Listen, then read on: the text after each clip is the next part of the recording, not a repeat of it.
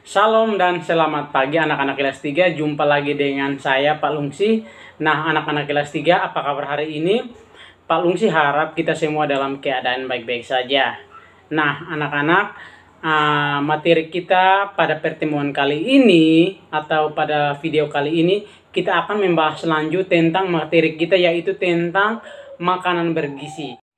Nah, anak-anak kelas 3, sebelum kita membahas lebih lanjut, Pak Lungsi mau review kembali ya, bahwa selain berolahraga dan istirahat yang cukup, asupan makanan juga perlu untuk diperhatikan untuk menjaga kesehatan tubuh kita.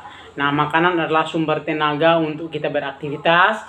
Selain itu, makanan juga berguna untuk pertumbuhan kita. Nah, dengan makanan yang cukup, kita dapat melakukan aktivitas sehari-hari dengan lancar.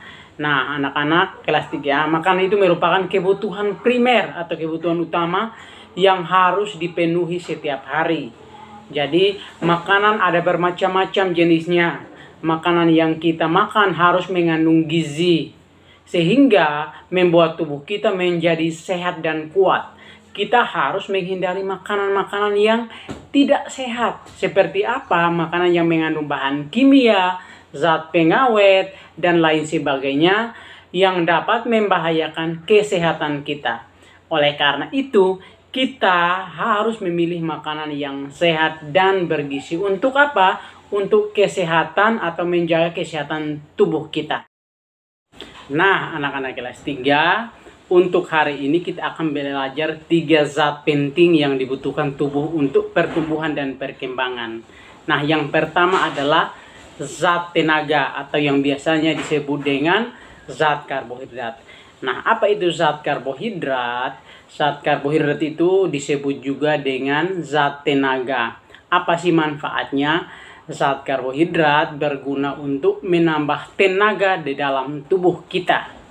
Nah, makanan apa saja yang kaya atau yang mengandung banyak zat karbohidrat? Nah, diantaranya adalah seperti 1. Nasi, 2. Jagung, 3. Gandum, 4. Roti, mie, dan lain sebagainya. Nah, selain jenis-jenis makanan yang mengandung zat karbohidrat, ya, margarin, mentega, dan makanan-makanan yang mengandung lemak juga berguna untuk menyimpan tenaga dalam tubuh kita. Nah, anak-anak, zat yang kedua adalah zat pembangun atau juga disebut dengan protein. Nah, apa itu zat protein atau zat pembangun? Nah, zat protein atau zat pembangun itu bermanfaat untuk pertumbuhan dan perkembangan tubuh kita. Nah, zat protein juga baik untuk menggantikan sel-sel tubuh kita yang sudah rusak. Nah, zat protein atau pembangun dibagi menjadi 2, yaitu nabati dan juga hewani. Nah, apa itu zat protein nabati?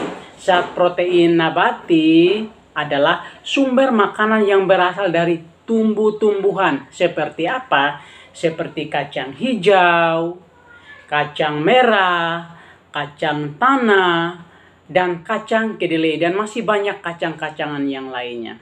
Nah, yang kedua adalah zat protein yang berasal dari hewani atau zat protein hewani. Apa itu zat protein hewani? Nah, zat protein hewani adalah sumber makanan yang berasal dari hewan.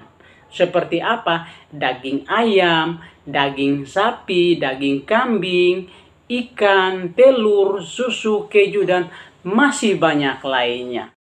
Nah, anak-anak kelas 3, untuk yang ketiga itu biasa disebut dengan vitamin dan mineral. Atau vitamin dan mineral juga disebut sebagai zat pengatur. Nah, vitamin dan mineral atau yang biasa disebut juga dengan zat pengatur berguna untuk mengatur pencernaan dalam mengelola makanan.